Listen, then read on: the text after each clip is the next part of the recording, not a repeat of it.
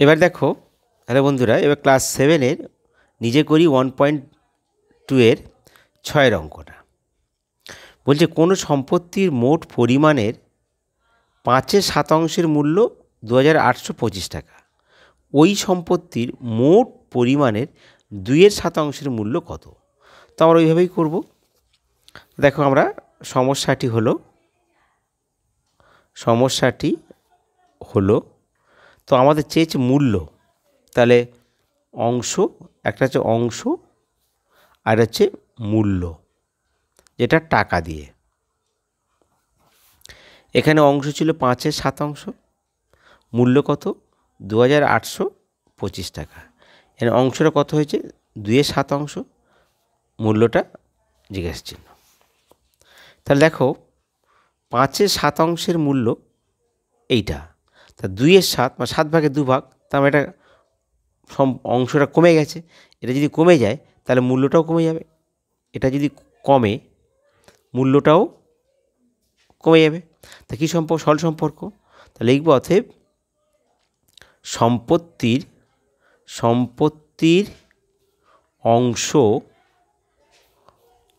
কমে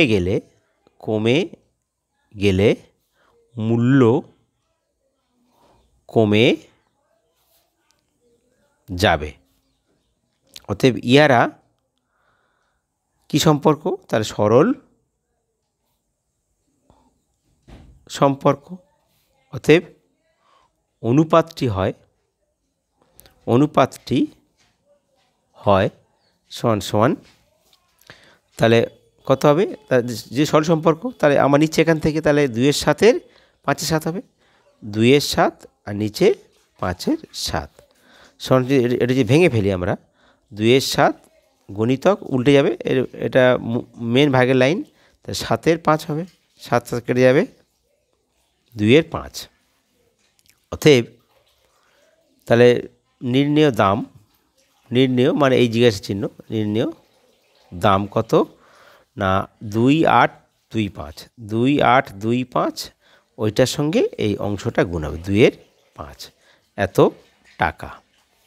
কাটাকাটি করো, তো 5 দিয়ে ভাগ করো, 5×5 = 25, 26, 27, 28, 3, 32, 5×6 = 30, 2, 5×5 = 25, তাহলে 565 গুণিতক 2 সমান সমান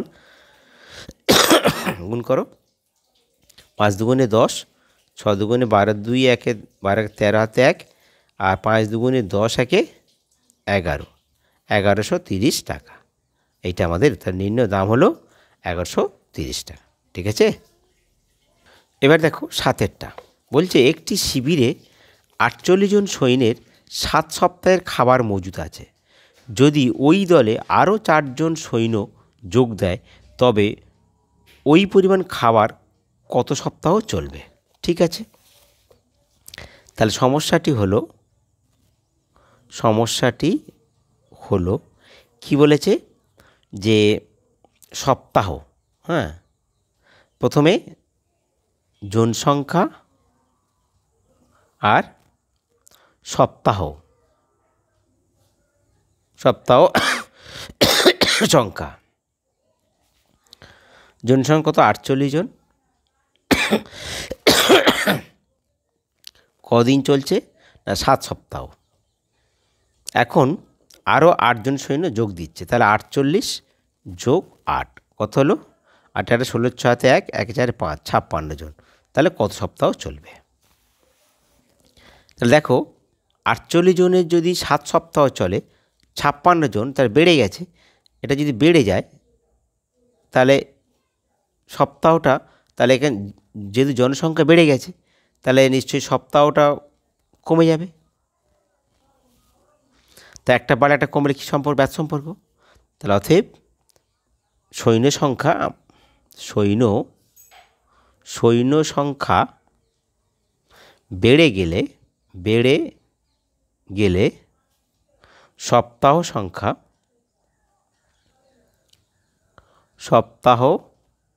সংখ্যা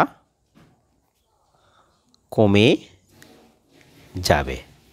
অতএব ইহারা কি সম্পর্ক? ব্যস্ত সম্পর্ক, ব্যস্ত সম্পর্ক।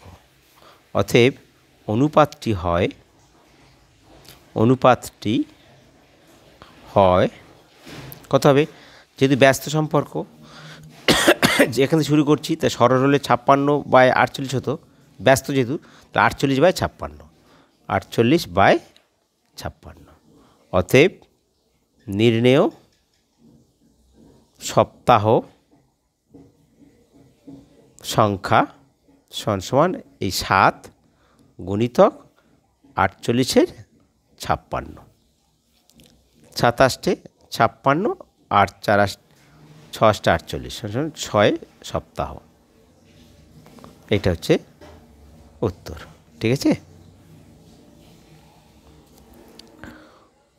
দেখো এবার 8এরটা।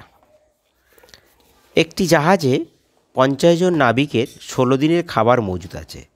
10 দিন পর আরও 10 জন নাবিক তাদের সঙ্গে যোগ দিল, তাহলে বাকি খাবার সকলের আর কতদিন চলবে?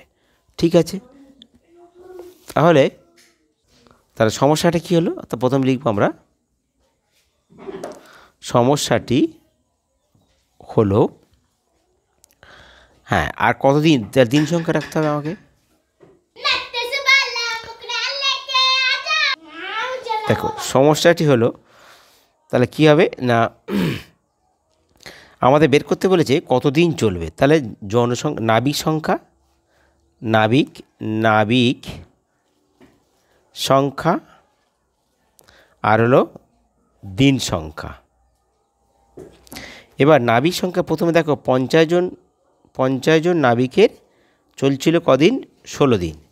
এখন 10 দিন পর, তা 10 দিন পর মানে 10 দিন হয়ে গেছে, তাহলে এখানে আর তাহলে এখানে 16 দিন আর নেই, 16 বিয়োগ 10, তার মানে 50 জন লোকের আর আছে মাত্র 6 দিন। এখন 10 দিন পরে আরও 6 জন লোক নাবিক যোগ দিল, তাহলে 50 ছিল, আরও 10 জন লোক যোগ দিল, কত হচ্ছে? 60 জন। তার 60 জন নাবিক কতদিন চলবে? ঠিক আছে, আচ্ছা, অতএব তার আমরা কীভাবে লিখব, যে তাহলে আমরা লিখব কি, যে নাবিক সংখ্যা, দেখো 50 জন নাবিকের যদি 6 দিন চলে, তাহলে 60 জন নাবিক, এটা বেড়ে গেছে, নাবিকটা বেড়ে গেছে, তাহলে দিন সংখ্যা এটা কমে যাবে, তো ব্যাস সম্পর্ক। তাহলে নাবিক সংখ্যা বাড়লে দিন